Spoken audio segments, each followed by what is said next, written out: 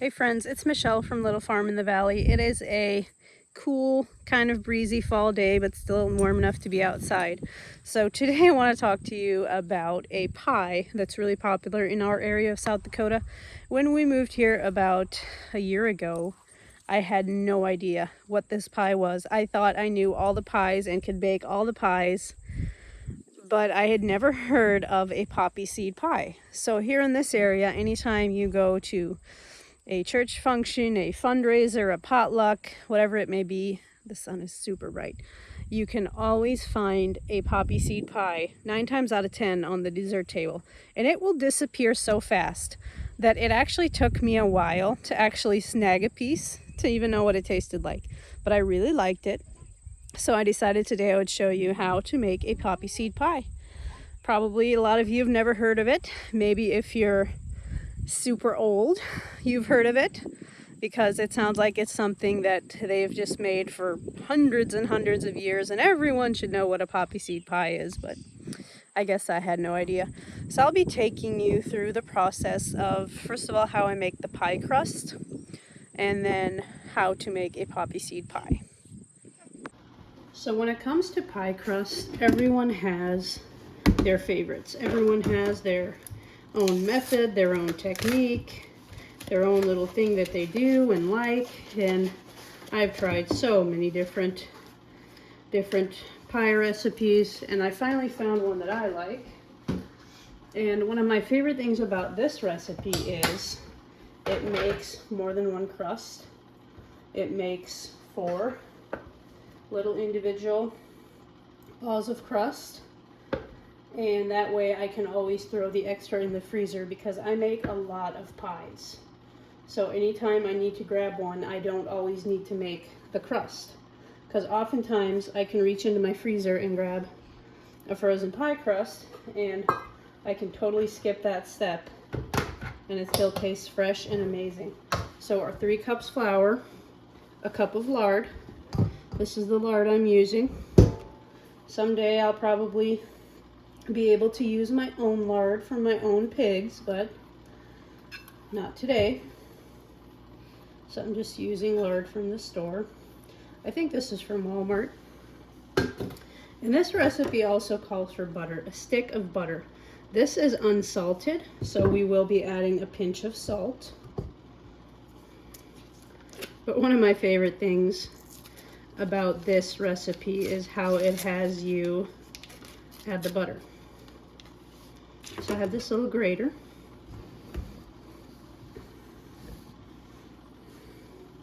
I just took this out of the freezer, so it's nice and hard. And this takes a while to do, but I feel like this recipe comes together so much easier because my lard was room temperature, my butter was frozen, so it's kind of easy to handle as I'm doing this. When I'm doubling this recipe, like for the holidays or something, when I know I'm going to be making extra a lot of pies, my hand does get tired after doing a couple sticks of butter. But I just think it makes mixing the whole thing so much easier, because one of the things that I hate about this type of thing is mixing in the butter. But doing it this way, with kind of shredding it in there, it makes it so much easier to incorporate. So that's one of my favorite things about the recipe. Our butter is unsalted though, so I'm going to add a pinch of salt. If you're using salted butter, you don't need to add the pinch of salt. So far we have 3 cups of flour, 1 cup of lard, and then the stick of butter. Those are kind of our, well, not really our dry ingredients, but our drier ingredients. And usually when it gets down to being this small, it gets a little harder.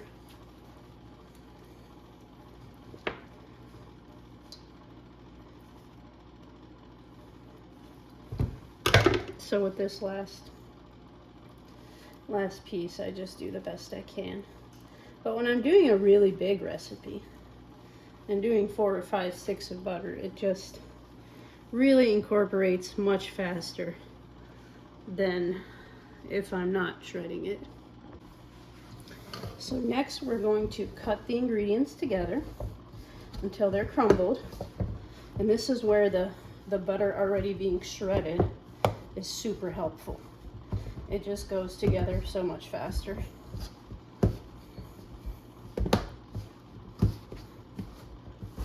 So basically we're just cutting in the lard because the shredded butter incorporates so fast.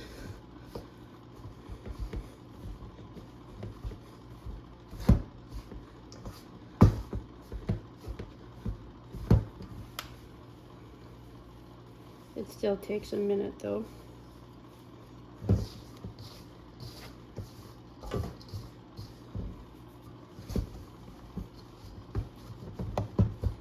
But this is where it's really good to have extra pie crust to throw in the freezer, so you don't have to take this 20 minutes or a half an hour that it takes to throw together the pie crust.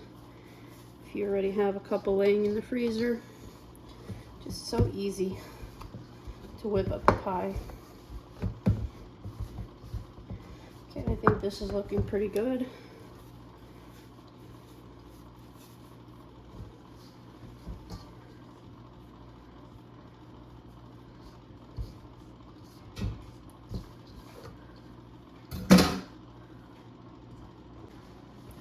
We're going to add a tablespoon of white vinegar, 5 tablespoons of ice cold water. This is from the refrigerator.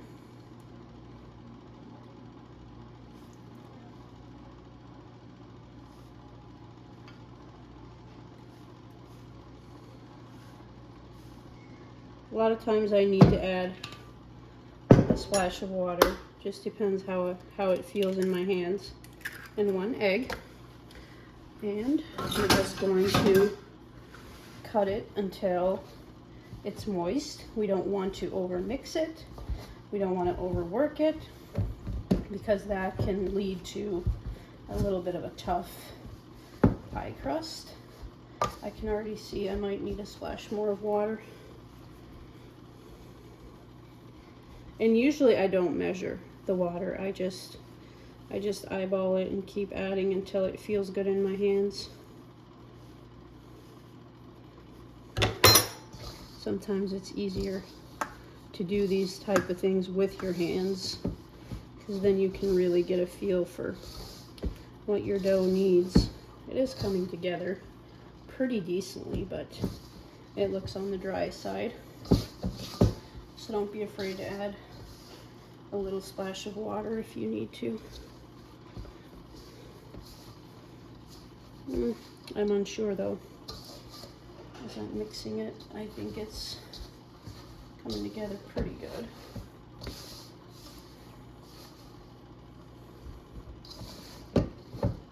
Just need to get these last little bits worked in without overly kneading it too much. So I will add another little splash here.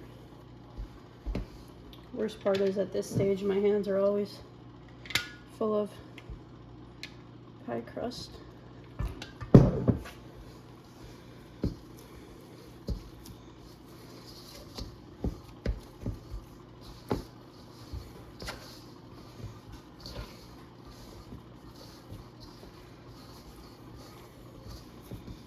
And if you've made enough pies over your life, you will get a feel for how your dough should be. It just gets to be where you know what the dough needs. Okay, this is good. So next what we do is we're going to divide this into 4 pieces. I'm just going to eyeball this like I always do.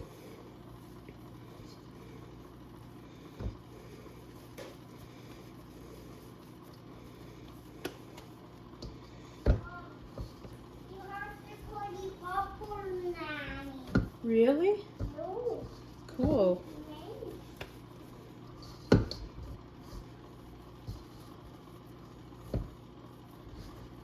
I maybe even could have gotten 5, but one of my pie plates is a bigger one, so I don't really mind that some of these are bigger. And anytime I have dough left over, like when I'm rolling out my dough and I have excess that's like hanging over the pie plate, that can always be saved and put into the freezer and stuck onto one of them that's in there. It does not have to be thrown away. Okay, there's my 4 pie crusts. So next we're going to wrap these in saran wrap. Now if I were making, like I'm going to make 2 poppy seed pies, so I'm going to need 2 of them. But if the poppy seed pie were to need like a top and a bottom, I would need all 4 of these, but it's an open-faced pie, so 2 of them can go directly into the freezer. For next time I make a pie, all I gotta do is open the freezer and grab my pie crust, usually the night before when I have my wits about me.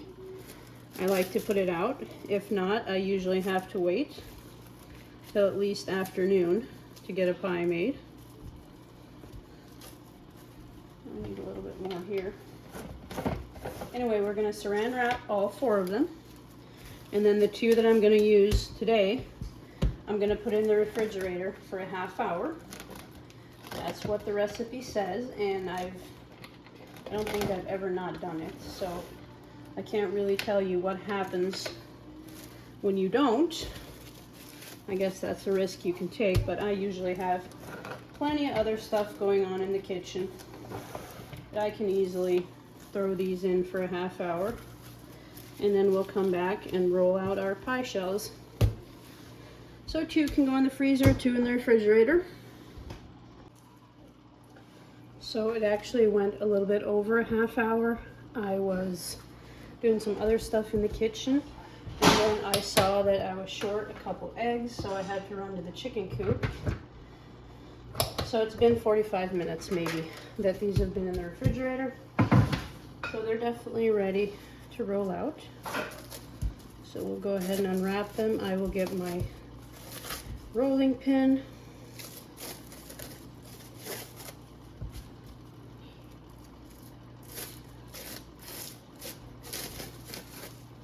They're not cold, they're just a little cool.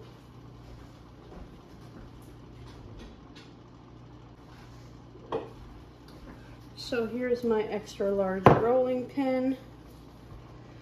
I promise this isn't a joke. This is the only rolling pin I own.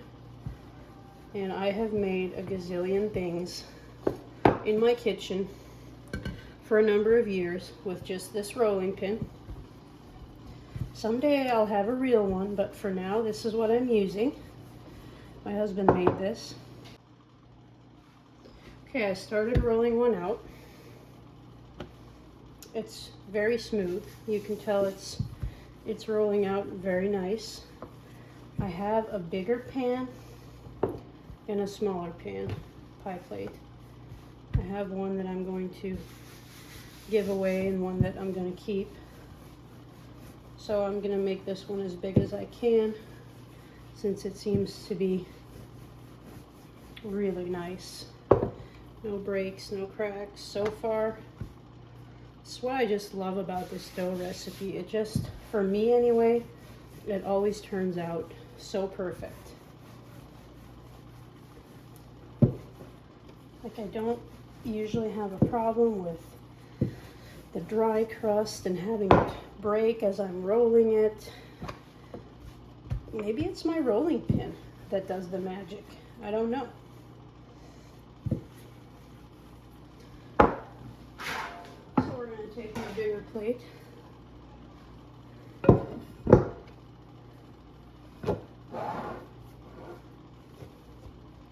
You can see there's some excess, and it's pretty thick on the ends.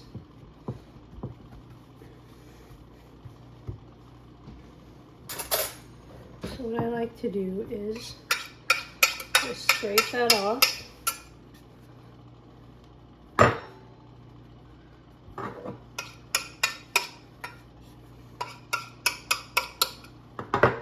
And if I have some areas that I'm not quite happy with, I will take the dough and fill in those patches.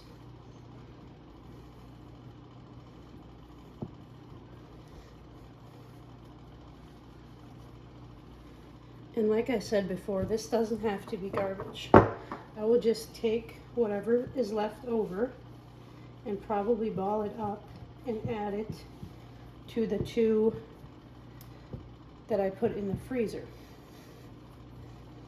Because you never know, sometimes you have a pie that needs a top and a bottom, and if your dough ball is big enough, you can sometimes get both. So there's one. That went really well. And my other pie plate is a little smaller.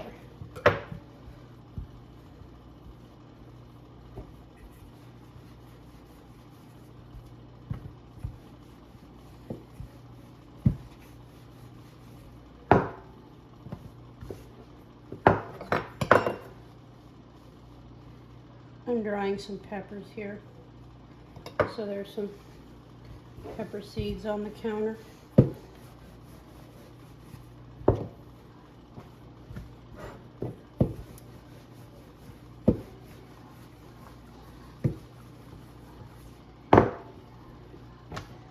I made a little hole there.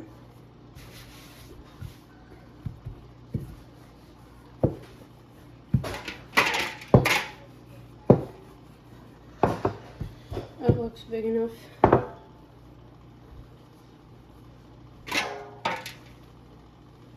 A lot of people think they have to be so ginger with their pie crusts, but really, it's like putty in your hands. You can do whatever you want with it. If you have holes, you can fix it.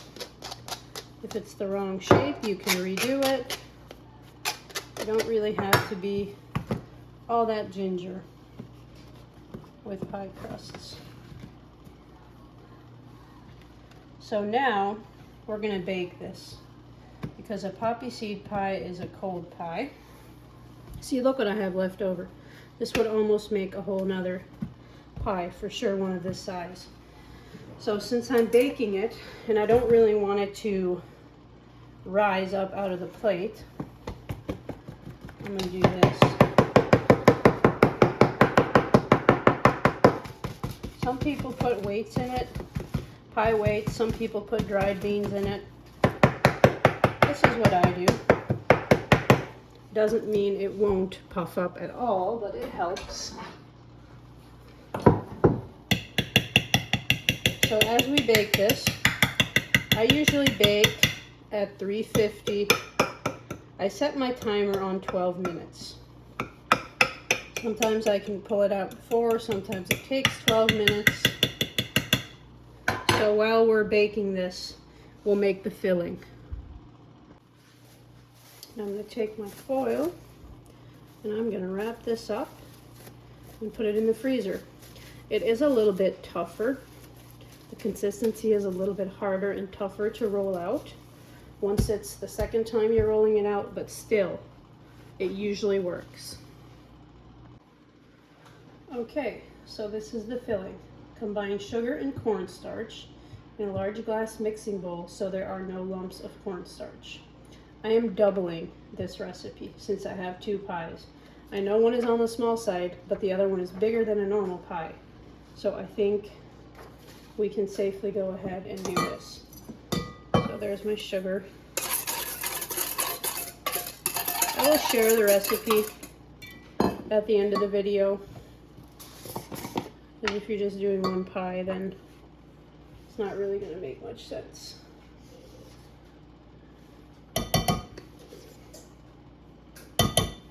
So cornstarch.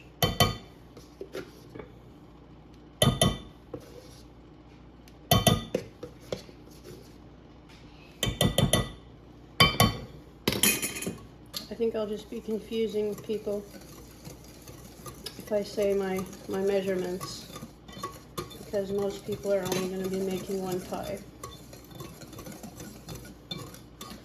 Okay, combine the sugar and cornstarch, add milk, cream, and poppy seed.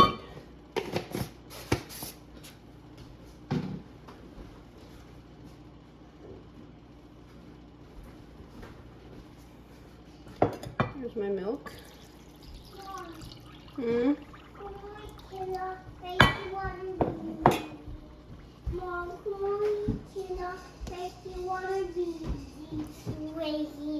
Oh.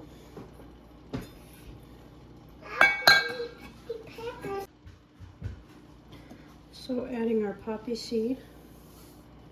And the recipe says to whisk the eggs into the, it's actually just egg whites, to whisk that into the mixture.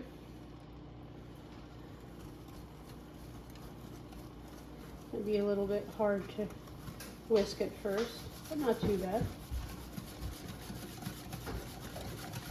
Okay, once we've mixed it up quite a bit, we're going to start microwaving it. Yep, this is how everybody in the area does it. I've talked to numerous people who make it, and this is what they do. So microwave 3 minutes on high, and you stir it. Microwave another 2 minutes and stir it. And depending on your microwave, you keep microwaving until this turns into a thick pudding. You can tell right now how thin it is. So we'll start with that 3-minute microwave. So it's been 3 minutes. We're going to take it out. I can tell it's still very thin. I've never actually made this double, so I'm sure it'll take a little bit. So next we'll do 2 minutes. So this is after 2 minutes, still very thin. So we'll keep going 2 minutes at a time here. I think the idea is it has to start cooking before it thickens. So I just pulled my pie crusts out. The one thing that I struggle with anytime I bake pies is this, the shrinking of the pie crust. This one isn't quite as bad, but still, it just, for whatever reason, pulls itself down. But that doesn't really affect the taste of the pie, it just kind of affects the look. It puffed up a teeny tiny bit, and there's a pretty big bubble, but not too bad. It looks flaky, it looks delicious. So this is the 4th time I've done the 2-minute mark, and oh, it's thickening. We're definitely getting somewhere.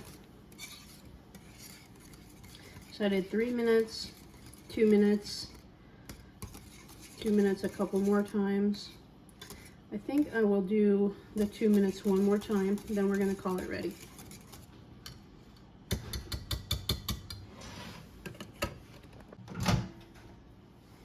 Okay, I think it's safe to say our pudding filling is ready and very thick. So our pie shells are already baked, so all that's left to do is let this cool, and then it can be poured into your pie shells.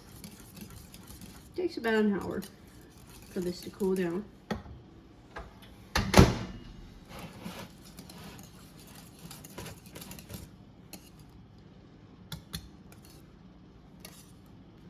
And it'll keep thickening.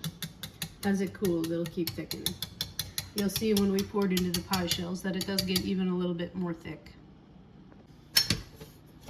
So it's been an hour. Our filling has cooled down quite a bit. So we're going to add it to the pie shells.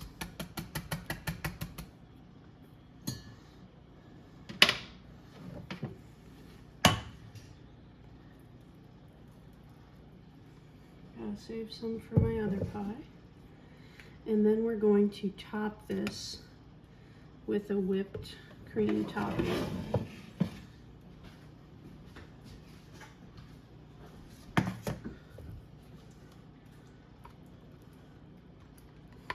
It's still a little bit warm.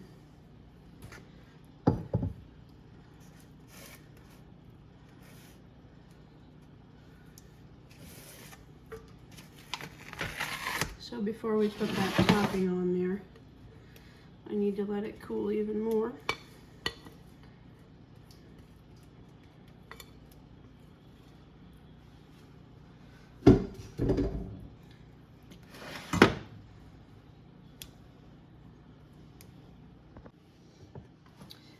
last thing we're going to do is top it with some delicious whipped cream. You can also make a meringue with egg white and stuff for this pie, but I find that most people prefer the whipped topping. I've actually never made it with the meringue. I've only made this pie a handful of times, so I should probably give it a fair chance before I say I like the whipped cream better, but it turned out to be a beautiful pie. I won't be too ashamed to give that one away, even though the crust did slide into the pie a little bit more than I like. It still turned out to be a good looking pie. This is the one that we're gonna have. I usually like to refrigerate it, probably overnight since it's late in the day and I don't normally eat pie for a midnight snack. Maybe tomorrow for coffee break or something. We'll cut into it and see how it looks. I'd eat that. It looks amazing. I'm just gonna cover it with something and pop it in the fridge.